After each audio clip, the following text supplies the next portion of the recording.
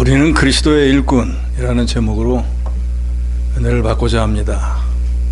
예수 그리스도를 믿고 구원 얻은 성도는 누구든지 다 그리스도의 일꾼입니다.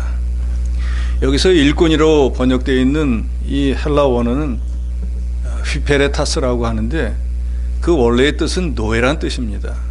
그러니까 그리스도의 일꾼은 그리스도의 노예다, 이런 뜻이 되겠습니다. 그런데 그 중에서도 노예의 종류가 여러 가지가 있는데, 고대 전투하는 배, 전함의 제일 그 배 밑바닥에서 그 노를 젓는 사람, 그 사람을 바로 본문에서 말하는 일꾼이라고 말하고 있습니다. 그래서 바울은 우리가 어떤 신분, 어떤 지위에 있느냐보다도 누구에게 속하 있는 것이 중요한 것을 말하고 있습니다. 내가 지금 어떤 신분이다가 중요한 게 아니라 내가 누구에게 속해 있나, 이게 중요하다는 거예요. 저도 여러분도 이걸 믿고 신앙생활을 바로 해야 됩니다. 내가 누구의 소유인가, 내가 섬기는 분이 누구인가, 이걸 알고 섬겨야 되는데, 사실은 예수 믿는다고 하는 분들 중에서도 내가 누구를 섬기고 누구를 위해서 하는지도 모르고 믿는 분들도 많습니다. 하나님께서 우리를 자녀와 같이 대해주시지만 우리는 근본적으로 그리스도의 종입니다.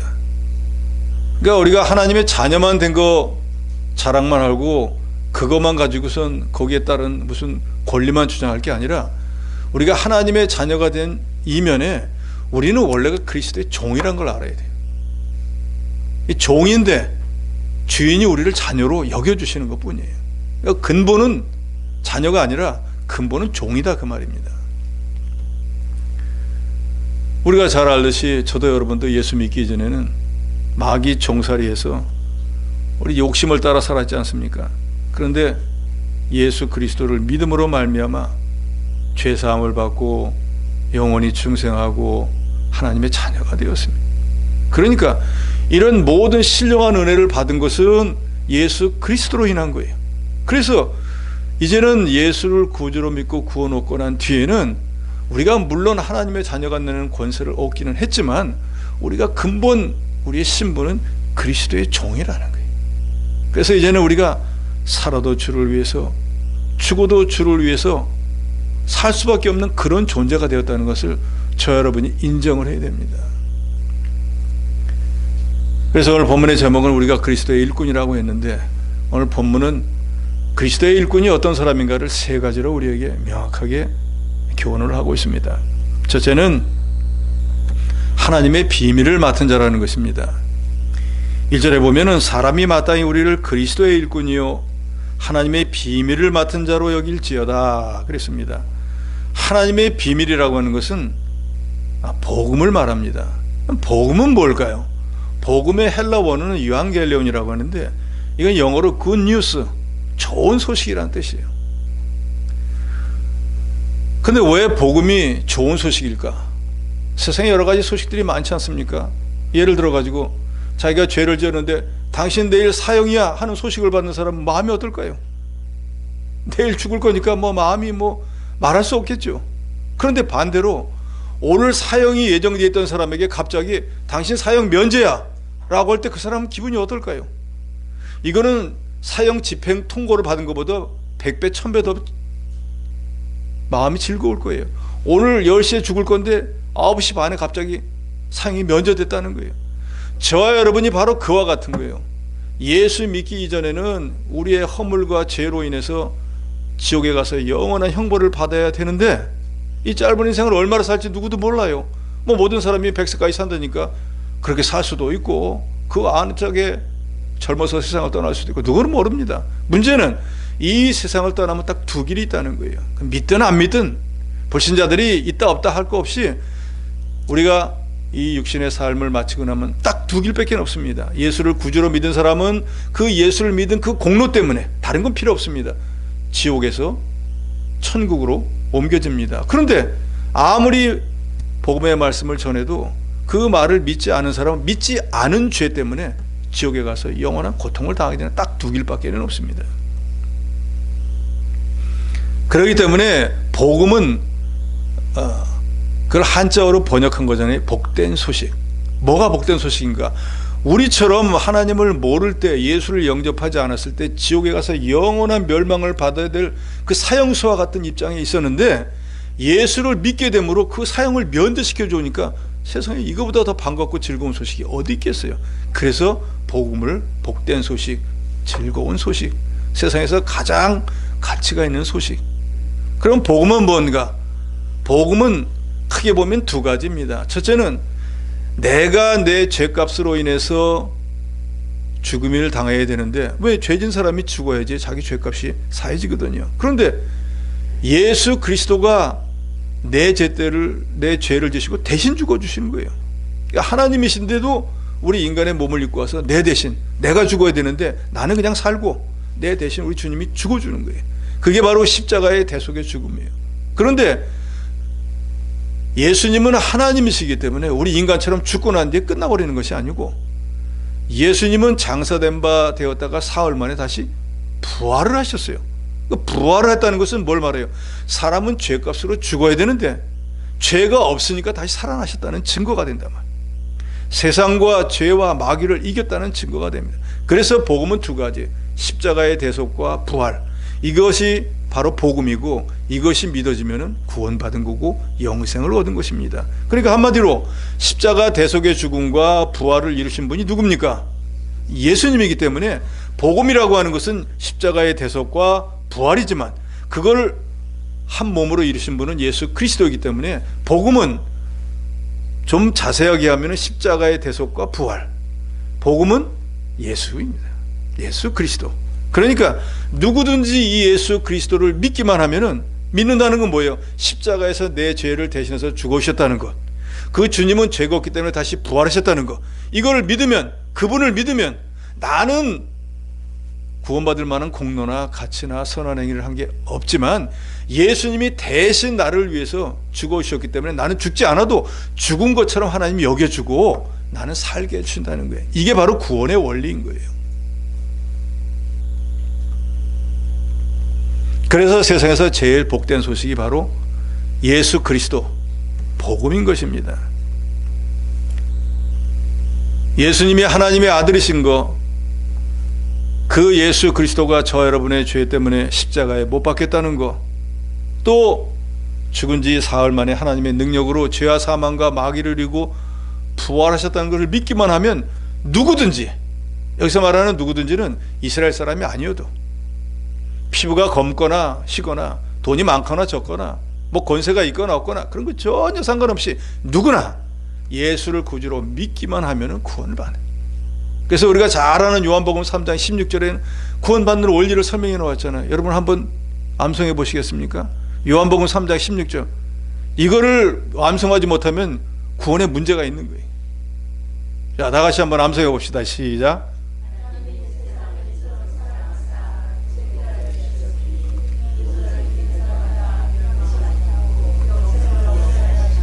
네, 아멘. 바로 그것입니다. 하나님이 이 세상에 있는 택한 자들을 너무너무 사랑하는데 이 사람들이 예수를 몰라가지고 지옥에 가버리는 거예요. 그게 너무 안타까운 거예요. 그래서 하나님께서 삼위일체 하나님의 제2인 예수 그리스도를 인간의 몸을 입고 세상에 보내서 누구든지 그 예수가 내 죄 때문에 십자가에 피 흘려 죽은 것과 장사된 뭐 되었다 사흘 만에 부활한 걸 믿기만 하면 다른 걸 안 믿어도 돼. 두 가지만 믿으면 되는 거예요. 그것도 모르겠으면은 예수님이 뭘 하는지도 몰라도 그냥 예수만 믿으면 되는 거예요. 그러면 죄사함을 받고 영원히 다시 살아나고 하나님의 자녀가 되는 복을 받게 됩니다. 이게 바로 구원과 영생의 도리입니다.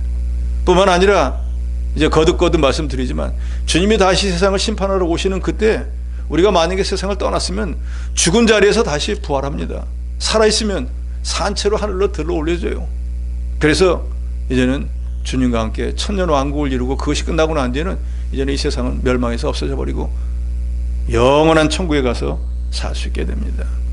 그래서 골로새서 1장 26절 27절에 보면 이 비밀은 만세와 만세로부터 감춰졌던 것인데 이제는 그의 성도들에게 나타났고 하나님이 그들로 하여금 이 비밀의 영광이 이방인 가운데 얼마나 풍성한지를 알게 하시니라.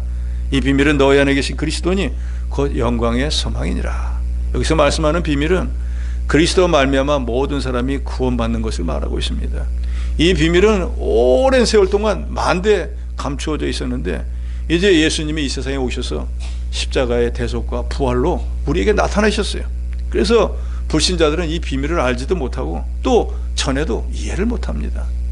그래서 복음을 오히려 미련한 것으로 여기고 배척해서 결국은 그 결과로 망하게 됩니다. 그래서 멸망받기로 예정된 사람들은 아무리 전도해도 복음을 전해도 듣지 않습니다. 마가복음 4장 11절로 12절에 보면은 이르시되 하나님 나라의 비밀은 너에게는 주었으나 외인에게는 모든 것을 비유로 하나니 이는 그들로 보기는 보아도 알지 못하며 듣기는 들어도 깨닫지 못하게 하여 돌이켜 죄사함을 얻지 못하게 하려 함이라. 복음의 말씀을 전해서 어떤 사람은 아이고 예수 믿어야겠다 하는 마음이 드는 사람이 있고, 어떤 사람은 듣고 나서도 아이고 무슨 예수요, 나는 뭐 이렇게 살다 죽을 거야 하고 강박한 마음을 두 종류의 사람으로 만들어 놓는데, 그 후자 같은 사람은 자기가 믿기 싫어서 믿지 않는 게 아니라 하나님이 믿지 못하도록, 즉 불택자로 예정해 놓았기 때문에 어떤 경우에도 복음의 말씀을 듣고 예수 믿어볼까, 교회 갈까 하는 생각이 안 들도록 한다는 거죠. 근데 여기 계신 여러분들은 그런 복음의 말씀을 들을 때 아이고 이거 믿어야겠다, 이 교회 가야겠다, 예수 믿어야 천국 가겠는데 하는 마음이 생기도록 한 게, 난 그렇게 마음 먹었어, 나 교회 가야지 한다고 되는 게 아니고 하나님께서 저와 여러분의 마음을 그렇게 주장해서 그렇게 되도록 역사하셨다는 거예요. 그러니까 어떤 사람은 그렇게 안 하는데 나 같은 사람은 그렇게 줬으니까 그게 너무 감사한 거예요. 이 세상 모든 일을 내 마음대로 내 뜻대로 한다고 하면 안 될 일이 어디 있겠습니까? 여러분 지금까지 살아오시면서 내 생각 내 뜻대로 된 게 몇 가지나 됩니까? 거의 없습니다. 우리는 한 치 앞도 내다보지 못해요. 무슨 일이 어떻게 일어날지 전혀 감도 잡지 못합니다. 그런데 우리가 장래에 무슨 일을 하겠다고 계획 세운다고 그 일이 된다는 보장이 어디에 있습니까? 우리 성도는 하나님의 비밀을 맡은 사람들입니다. 그런데 여러분도 아시겠지만 국가에서 중요한 비밀을 맡은 사람은 아무에게나 그런 임무를 맡기지 않습니다. 그래서 비밀도 급이 있어요. 뭐 1급, 2급, 3급 이렇게 있어가지고 그 사람이 어떤 신용의 정도에 따라 비밀의 급수에 따라서 그 사람에게 그걸 맡깁니다.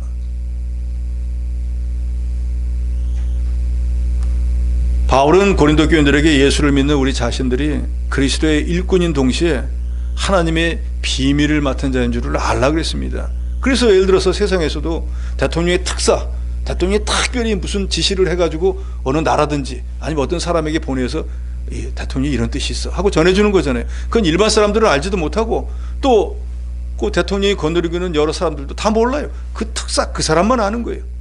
그처럼 하나님께서는 우리 택한 여러분들을 이 세상에서 특별한 일꾼으로 뽑아서 그런 비밀한 일을 가르쳐주고 일하는 특별한 사람으로 삼으셨다는 거예요. 그래서 주석가인 매튜 헨리는 그리스도의 일꾼이며 또한 하나님의 비밀을 맡은 자로 여길지라 하는 이 말을 사역자들이 자신들의 의무를 성실히 행하고 충성할 때 더욱 존경받아야 한다 그랬습니다. 당연하죠. 예를 들어서 우리나라도 이전에 뭐 밀사로 파견됐던 어떤 분이 그거 자기가 나 밀사로 가 하고 세상에 떠벌리는 게 아니에요. 그걸 사명을 감당하려고 A급까지 가가지고 안 받아들여지니까 막 자해를 하고 막 그러잖아요. 내가 이 비밀을, 이 특사를 받은 것은 임무를 완수해야 되는데 못하니까 비밀을 맡은 자는 바로 그와 같아야 된다 그 말입니다. 충성하는 사람을 하나님께서 이렇게 특사로 삼는 것처럼 저와 여러분이 그리스도의 일꾼이지만 종이라고 하는 낮은 신분을 볼 게 아니라 그 종에게 특수한 임무를 맡긴, 복음의 사명을 맡긴 우리는 비밀을 맡은 자라는 거 여러분 분명히 아시기 바랍니다. 그래서 사도행전 20장 24절에 보면 사도 바울은 이렇게 말합니다. 내가 달려갈 길과 주 예수께 받은 사명 곧 하나님의 은혜의 복음을 증언하는 일을 마치려 하면은 나의 생명조차 조금도 귀한 것을 여기지 않으라. 사도 바울은 회심하고 난 뒤에, 예수를 영접하고 난 뒤에 어떻게 하나님이 나 같은 것도 구원해 주실까? 어떻게 나에게 이 사도의 이 귀한 직분을 맡기실까? 이거 어떻게 해야지 주님 은혜에 보답을 할까? 특별히 많은 이 성도들 가운데 직분으로 따지면 사도가 제일 중요한 직분을 맡았습니다. 그러잖아요. 그 예수의 복음이 전해지지 않은 그때 그 복음을 전하는 특별한 사명을 사도들에게 맡겼어요. 그래서 그 사도들은 하나님의 특별한 이적과 기사를 일으킬 수 있는 능력까지도 주었어요. 그런데 바울은 오히려 그 예수 믿는 사람들을 핍박하고 교회를 손해주던 그런 사람이었는데, 그런 자기를 건져서 하나님의 일꾼을 삼고 더더욱이 가장 가장 중요한 사도의 사명을 맡긴 걸 생각하니까 이게 너무너무 고마웠어요. 그래서 회심한 그 다음 날로부터 세상을 떠나는 그때까지 뒤돌아보지 않고 표대가 되신 예수 그리스도를 향해서 자기 사명, 복음을 전하는 사명, 선교의 사명을 위해서 죽도록 충성했습니다. 사도 요한의 제자였던 폴리갑은 서머나의 감독이었는데 40년 동안 교회를 섬겼습니다. 근데 이 사람이 얼마나 인품이 좋은지 불신자들도 존경하는 거예요. 그런데 로마 황제가 예수 믿는 사람을 다 잡아들이라고 하니까 어쩔 수 없이 잡아왔습니다. 잡아왔는데 이 사람 너무 인격이 고매하고 이런 일로 인해 갖고 사형당할 일이 없는 사람인 거예요. 총독이 너무 안타까워갖고 한 번만 예수 안 믿는다고 하시오, 사람들 앞에서. 그러면은 그 다음에 또 가서 원래 당신 하던 일을 하시오. 그리스도를 한 번만 저주하면은 석방하겠습니다 하고 총독이 회유하니까, 내가 지난 86년 동안 하나님을 섬겨왔는데 하나님 나를 한 번도 버리신 적이 없는데 내가 어떻게 나를 구원하신 나의 왕이신 예수 그리스도를 부인할 수 있습니까? 못합니다 하고 거절하고 젖은 장작 위에서 화형을 당했습니다. 그러면서 하늘을 향해서 이렇게 기도했다고 합니다. 전능하신 주 하나님, 내가 이러한 영광을 받을 수 있도록 허락해 주셔서 감사합니다. 다른 순교자들과 함께 그리스도의 잔에 참여할 수 있게 해주셔서 감사합니다. 이를 위해 당신을 찬양하며 영광을 돌리나이다. 아멘 하고 화형을 당하고 말았습니다. 하나님의 비밀을 맡은 그리스도의 신실한 종으로서 주인을 배반하고 비밀을 누설해서 구차한 삶을 살기를 원하지 않았기 때문입니다.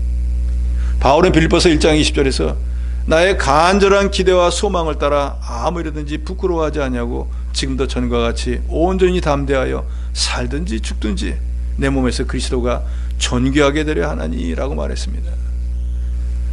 바울의 자기가 원하는 간절한 소망은 세상에서 출세해가지고 높은 자리에 올라가서 권세를 휘두른 그런 게 아니고, 이 세상에서 부귀영화 누리고 호의욕하시는 그런 게 전혀 아니고, 어쩌든지 자기 몸을 통해서, 하나님이 주신 육신의 몸을 통해서, 구원받은 이 몸을 통해서 하나님을 좀 높여드리는 일, 그거에 어떻게든지 쓰임받으려고 애를 썼다 그랬어요.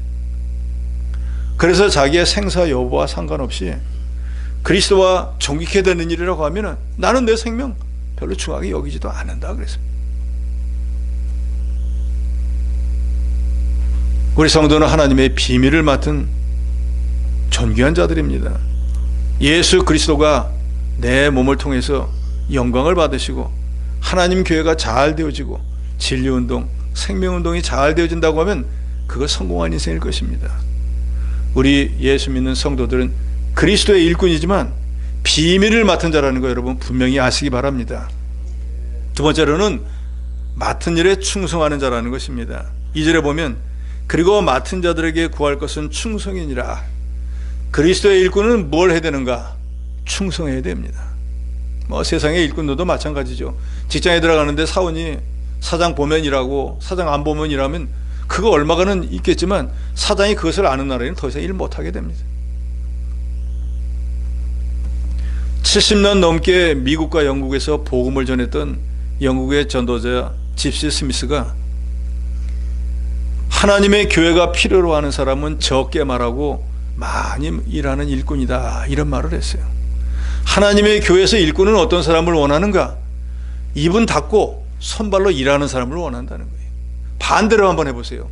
손발은 가만히 묶고 입으로만 일한다. 온 교회가 어떻게 될 것 같습니까? 분란만 일어나고 다툼만 있어요.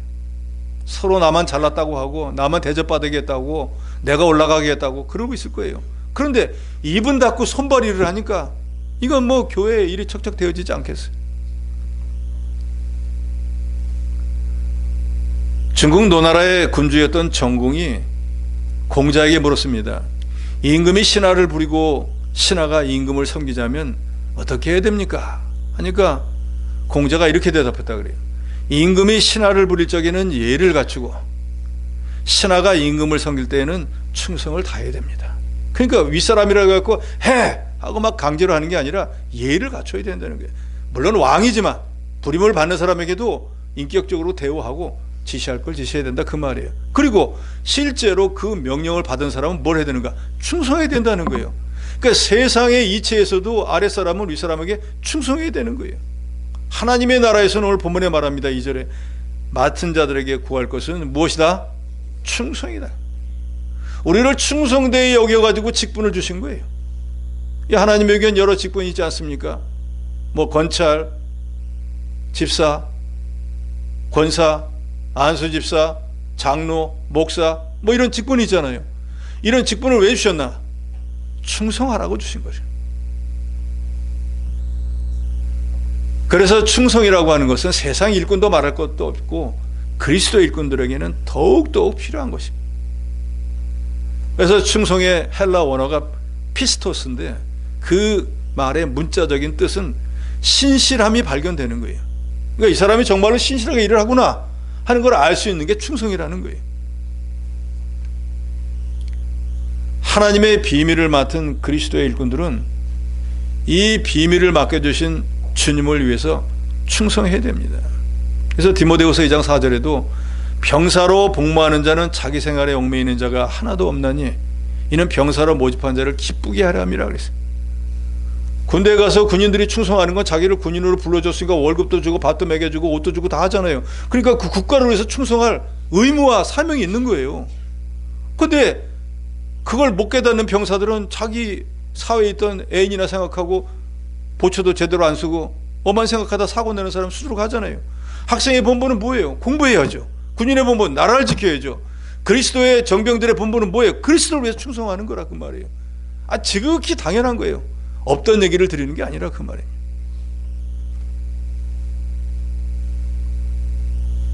그런데 병사로 부름을 받았는데 군인이 되었는데 나라에 충성하고 자기 사명을 감당하지 않고 자기 마음대로 자기 자신을 기쁘게 한다고 하면 그 사람은 군인의 자격이 없습니다. 같은 맥락에서 그리스도의 비밀을 맡은 하나님의 일꾼으로 저와 여러분이 부름을 받았는데 그리스도를 위하는 일은 안 하고 내 일만 한다고 하면 그건 그리스도의 일꾼도 아니고 그리스도의 비밀을 맡을 자격도 없는 것이 되는 거예요. 오늘 본문에 말합니다. 직분을 맡은 자들에게 구할 것은 충성뿐이라는 거예요. 그러니까 주님이 우리에게 여러 가지 직분을 맡겨주시고 원하는 건 충성하지, 충성하라는 거지 그거 외에 다른 걸 원하시지 않습니다. 우리가 잘 알듯이 충성이란 건 자기가 가진 온 힘을 기울여서 자기가 맡은 사명을 감당하는 게 그게 충성입니다. 그래서 성도 여러분들은 특별히 어떤 직분을 맡았든 어떤 은사를 받으셨든지 그걸 하나님이 주신 줄 알고 그 직분과 그 은사가 하나님께 영광이 되도록 충성하는 그런 여러분이 되시기를 원합니다. 그래서 히브리서 3장 5절로 6절에 보면 모세는 장래에 말할 것을 증언하기 위하여 하나님의 온 집에서 종으로 신실하였고 그리스도는 하나님의 집 맡은 아들로서 그와 같이 하였으니 그래요. 우리가 아는 모세는 이스라엘 200만이 넘는 그 이스라엘 백성들을 애굽에서 건져낸 사람이잖아요. 마치 왕과 같잖아요. 그리고 하나님의 능력으로 막 홍해 바다를 가르기도 하고 바로에게 가서 10가지 재앙을 일으키기도 하는 대단한 사람이었잖아요. 그런데 그 모세는 실제로는 장래 하나님 옆에 가서 제가 이렇게 일했습니다 하고 그런 일한 것을 하나님 앞에 인정받기 위해서 하나님의 온 집에서 그 이스라엘 백성들과 종으로서 일했다는 거예요. 왕으로서 일한 게 아니라 종으로서 일했다 그 말이에요. 여러분도 잘 아시죠? 백성들이 하도 원망을 하니까 불평을 하니까 하나님이 모세를 불러서 말씀합니다. 이 백성들은 더 이상 가능성이 없으니까 싹 다 죽이고 내가 너 말 잘 듣는 그 이스라엘 백성들을 너에게 맡겨줄게 라고 하니까 모세가 당연합니다. 진짜 그러셨어야죠. 왜 이제 그 말씀을 하십니까? 그렇게 말하는 게 아니라 그러실 거면은 차라리 제 이름을 먼저 생명책에서 지우시고 그렇게 하십시오. 이 하나님 백성들을 하나님이 만들어놨는데 원망 불평한다고 죽인다고 하면 제가는 뭐가 되고 하나님은 뭐가 됩니까? 그래서 그 백성을 그토록 사랑하고 종으로 섬겼던 사람이 바로 모세였어요. 하물며 우리 주 예수 그리스도도 하나님의 집 맡은 아들로서 그와 같이 충성했다 그랬어요. 그러면 저와 여러분은 모세와 필적합니까? 예수님과 뭐 비교나 됩니까? 그러지 않은 우리보다 월등히 뛰어난 우리 주 예수 그리스도와 또 모세 같은 사람도 종으로서 충성했는데 저 여러분은 어떻게 해야 되겠습니까? 마땅히 충성해야죠. 요셉이 애굽의 종으로 팔려갔지만 애굽에 가서 보디발의 집에서 뭘 했습니까? 종살이 했지 않습니까? 그런데 성경에 기록되어 있지는 않아요. 종살이 했다고만 나오는데 이 사람이 얼마나 신실하게 종살이를 했으면은 자기 주인이 볼 때 나이도 어려요. 자기 집에 온 종 중에 제일 뒤에 왔단 말이에요. 제일 신참이란 말이에요. 그런데 세월이 얼마 지나고 난 뒤에 요셉을 갖다가 그 가정에 있는 모든 그 집안을 다스리고 그 다스리는데 종들까지 다 포함하잖아요. 그런 직책, 가정 총무를 삼잖아요. 그러면 통상적으로 자기 집의 모든 재산, 자기 집에서 부리는 하인들을 다 맡기면 어떤 사람에게 맡기겠습니까? 주인이 있으면 일하고 주인 없으면 일하는 그런 사람에게 맡기겠습니까? 바보가 아닌 바에는 주인이 봐도 자기한테 유익할 만한 사람에게 맡깁니다. 믿을 만한 사람에게 맡긴다 그 말이에요. 그러면 그동안에는 어떤 사람이 일했는지 모르지만 요셉이 와가지고 불과 세월이 얼마 지나지 않았는데 주인이 이 사람이면 되겠다 라고 인정받을 만큼 신실하고 충성했다는 것이 그 증거예요. 가정총무가 되었다 그 말입니다.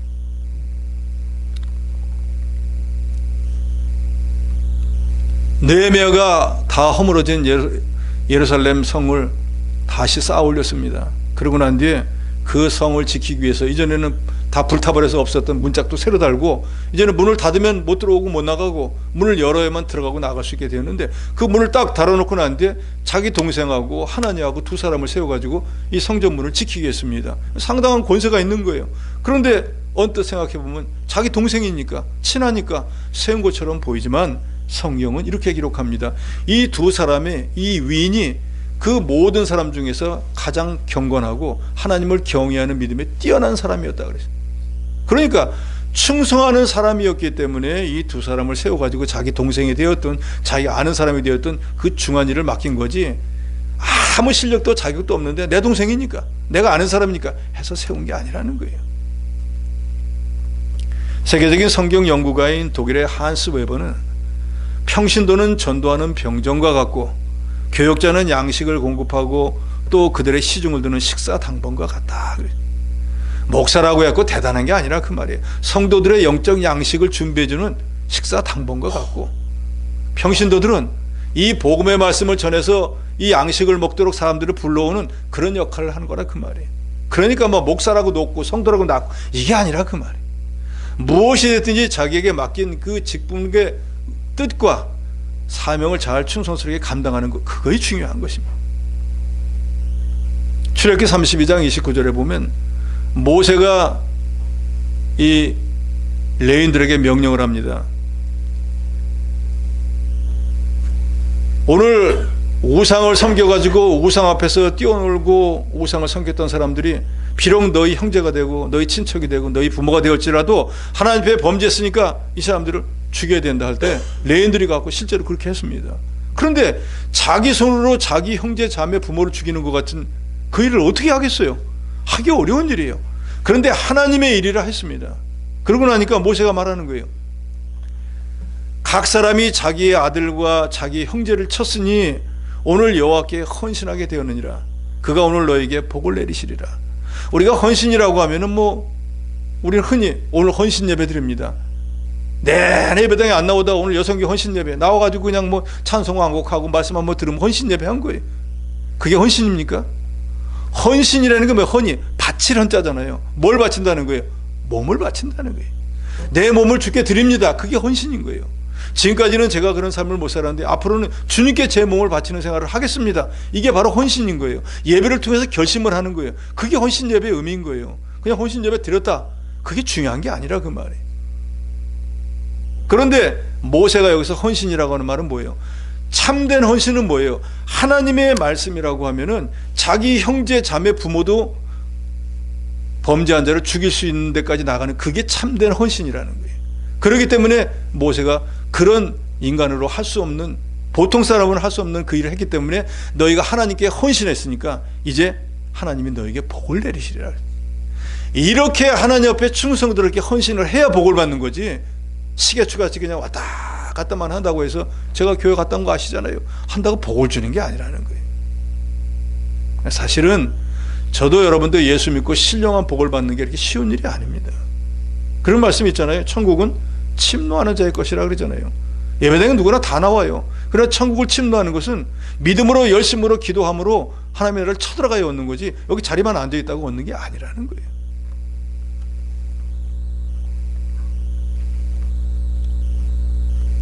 자신의 형편과 상관없이 하나님의 편에 서서 하나님의 말씀대로 순종한 이것이 참된 헌신이고 참된 충성이에요. 그래서 저도 여러분도 예수 믿은 지가 오래되지 않습니까? 우리가 그리스도의 비밀을 맡은 자 모르는 사람이 누가 있겠어요? 맡은 자에게 구할 것은 충성이라 귀에 못이 박히도록 들은 얘기예요. 그런데 그 얘기가 주님 올 때까지 끊임없이 전해지는 일은 뭡니까? 우리가 듣기는 들어도 그렇게 충성하지 못한다는 게 문제인 거예요. 그런데 하나님의 칭찬과 하나님 주시는 상급은 우리가 충성한 여부에 달려 있습니다. 여러분도 잘 아시지만 마태복음 25장에 보면 달란트 비유가 나오지 않습니까? 거기 보면 1달란트, 2달란트, 5달란트 받은 사람이 나오잖아요. 각각 자기가 받은 데로 가서 장사하라고 했는데 1달란트 받은 사람만 장사를 안 했어요. 근데 2달란트, 5달란트 받은 사람은 가서 장사를 했어요. 그리고 2달란트 받은 사람은 2달란트를 더 남겼고 5달란트 받은 사람은 5달란트를 더 남겼다 그랬어요. 그런데 남긴 것으로 따져보면 5달란트 받은 사람은 원래 5개, 5개가 10개고 2달란트 받은 사람은 2개, 2개 해봐야 4개예요. 그러면 10개 받은 사람과 5달란트 받은 사람과 2달란트 받은 사람의 총 결과를 보면은 이 사람은 4개고 이 사람은 10개니까 2.5배예요.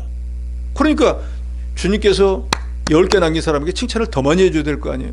2달란트 받은 사람은. 그런데 여러분도 성경을 보세요. 2달란트 받은 사람과 5달란트 받은 사람의 칭찬이 똑같습니다. 왜냐? 2달란트 받은 사람이 자기 있는 힘을 딱 해서 100% 충성하면 남길 수 있는 게 2개인 거예요.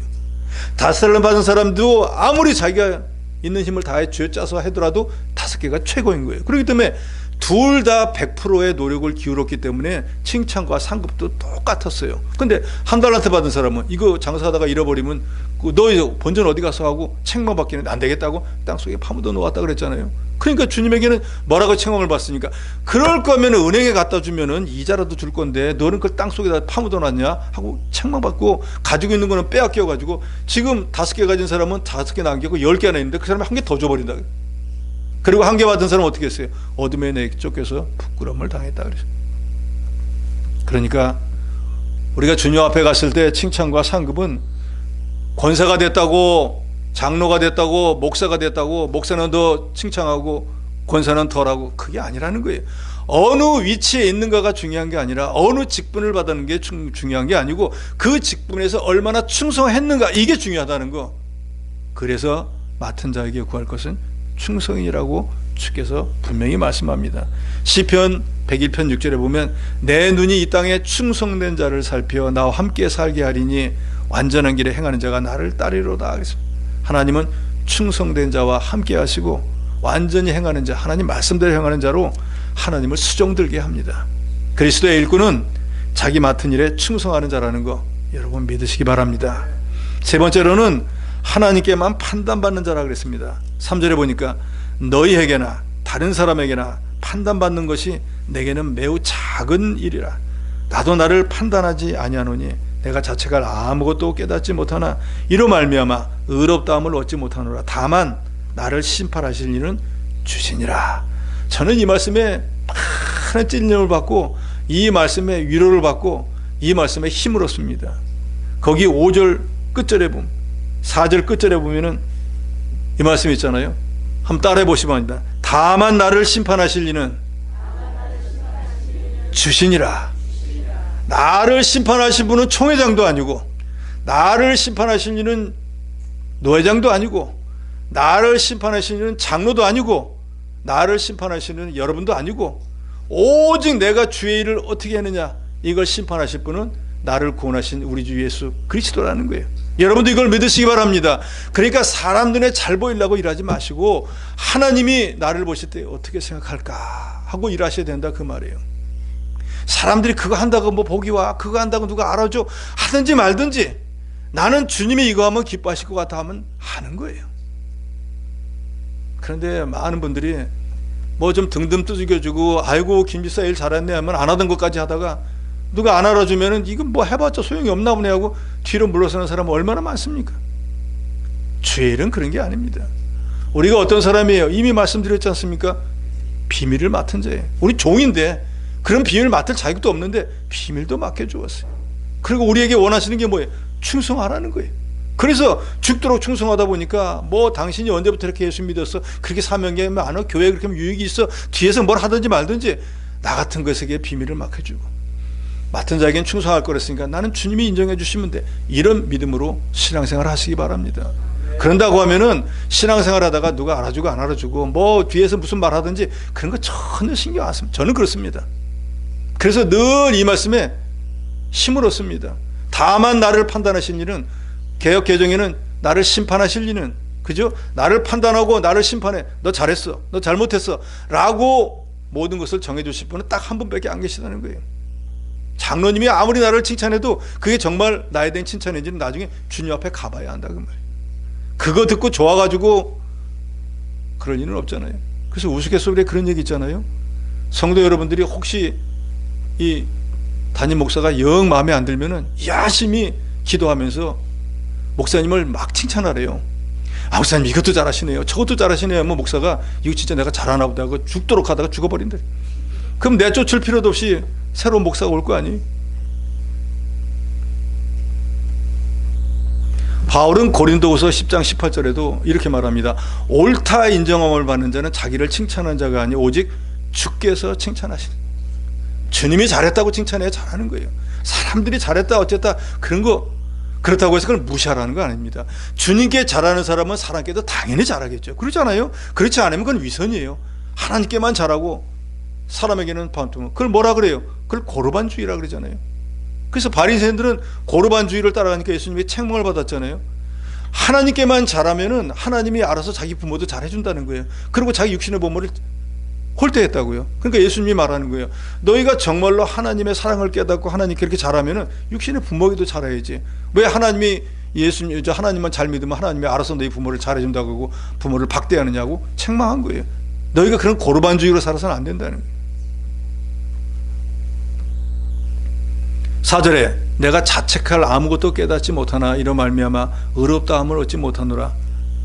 이건 무슨 말이에요? 바울은 자기가 살아온 모든 과정을 다 뒤돌아보니까 하나님 말씀대로 나름대로 살았기 때문에 사람들이 아 당신 이 말씀 안 지켰잖아. 저 말씀에는 저촉이 되잖아. 이런 거 자기가 생각해봐도 없더라 그 말이에요. 그러니까 내가 스스로 생각해도 내가 하나님 앞에 떳떳하다. 다른 사람들이 볼 때도 아 저분은 그런 분이야 라고 하더라도 나와 내 주변에 있는 사람이 나에 대해서 판단하는 건 아무것도 아니라는 거예요. 정말 그것이 옳으냐 그러냐는 나중에 주님뿐이라는 거예요.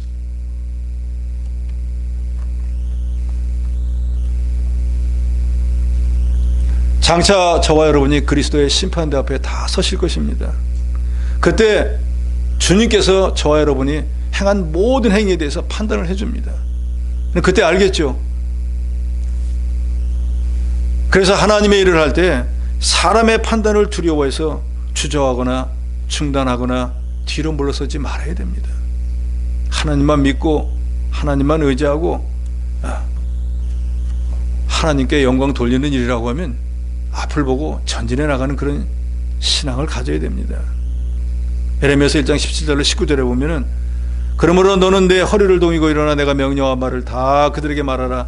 그들 때문에 두려워하지 말라. 내가 그들 앞에서 두려움을 당하지 않게 하리라. 보라 내가 오늘 너를 그 온 땅과 유다 왕들과 그 지도자들과 그 제사장들과 그 땅 백성 앞에 견고한 성읍 쇠기둥 노성벽이 되게 하였은즉 그들이 너를 치나 너를 이기지 못하리니 이는 내가 너와 함께하여 너를 구원할 것임이니라. 여호와의 말이니라. 우리가 하나님만 의지하고 하나님을 기쁘시게 하는 일을 하면은 하나님이 저와 여러분을 그 사람들 눈에 견고한 성읍 쇠기둥 노성벽처럼 저 사람은 도저히 어떻게 할 수가 없다, 저 사람은 어떻게 이길 수가 없다 하는 두려움을 주고 하나님이 더욱이 우리가 함께해서 어려운 일을 당하면 우리를 구원해 주신다는 거예요. 그러니까 저도 여러분도 이 주의를 할 때 내가 특별히 비밀을 맡은 자인데 내가 이 비밀을 어떻게든지 충성스럽게 감당을 해야지. 그런데 이 사람이 저 말 저 사람이 저 말 나는 그거에 개념하지 않는다. 주님이 맡기신 이 사명을 어떻게든지 감당하겠다. 이렇게 주님에게만 심판받겠다 하는 믿음으로 사명을 감당해야 됩니다. 우리는 하나님의 명령대로 일하면 되고 결과는 사람이 판단하는 게 아니라 하나님이 판단하실 것입니다. 그냥 무슨 일이든지 하나님이 알아주시면 족한 거예요. 저 개인은 그렇습니다. 장차 오래 있어봐야 10년 정도 있겠죠. 더 오래 있으면 한 20년 좀 더 있을까요? 그 다음에 그리스도의 심판 앞에 제가 갈 건데, 그때 최소한도 참 잘했다, 충성된 종이라는 말을 안 들어도 책망만 받지 않으면 다행이라고 저는 생각합니다. 그런데 우리가 이 말씀을 심상히 여기고 이 땅에 있을 동안에 정말로 열심으로 비밀을 맡은 자로서 충성하지 않으면 주님 앞에 갔을 때 책망받을 확률이 많습니다.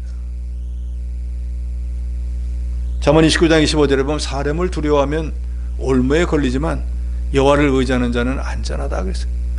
사람 보고, 사실은 그렇잖아요. 사람끼리 모여서 교회도 생활을 하니까 사람 비유는 그렇게 맞추려고 하는데 정말로 보이지 않는 하나님을 기쁘게 하려는 사람들은 그렇게 많지가 않습니다. 호람되오라는 말이잖아요. 하나님 앞에서, 우리는 하나님 앞에서의 삶을 살아야지 사람 앞에서의 삶을 살면 안 됩니다. 그 하나님 앞에서의 삶의 근본은 뭡니까?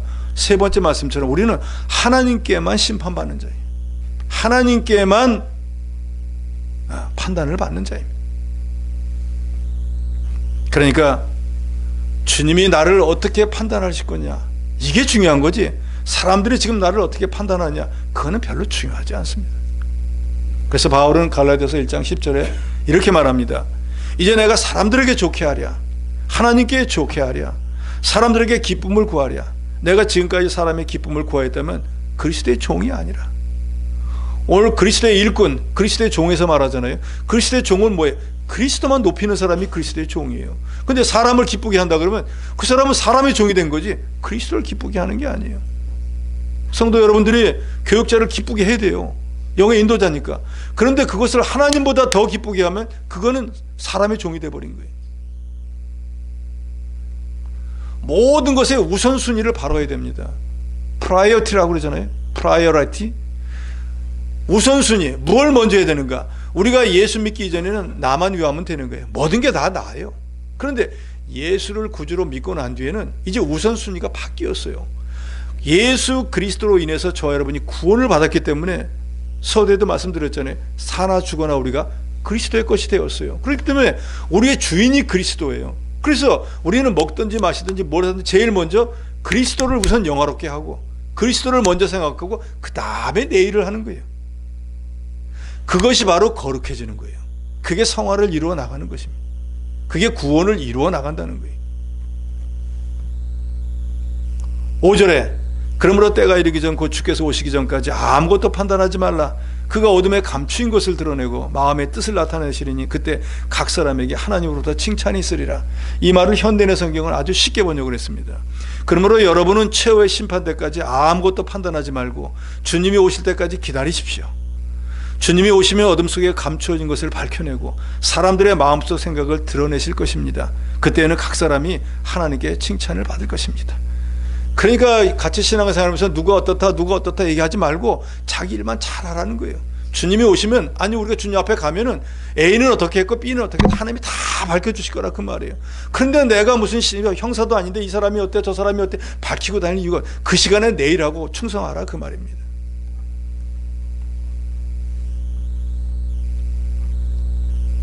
바울은 고린도후서 5장 9절로 10절에 이렇게 말합니다. 그런즉 우리는 몸으로 있든지 떠나든지 주를 기쁘시게 하는 자가 되기를 힘쓰노라.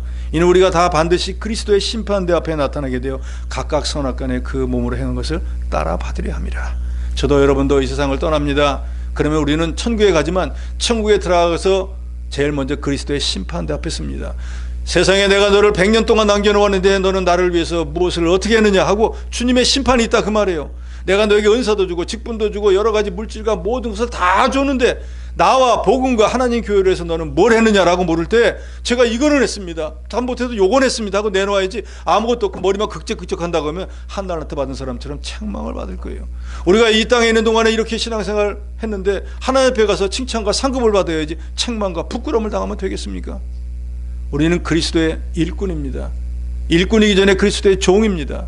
그런데 주께서는 우리에게 비밀을 맡은 자로 여겨줍니다. 그래서 우리 비밀을 맡은 자는 죽도록 충성해야 될 사명이 있습니다. 우리가 충성해 나갈 때 사람의 눈치 보지 말고 나를 판단하시는 일은 나를 심판하시는 주님뿐인 줄 알고 주님을 위해서 죽도록 충성해서 장차 그리스도 심판답에 섰을 때 저도 여러분도 잘했다 칭찬받는 믿음의 사람이 되시기를 주의 이름으로 축원합니다.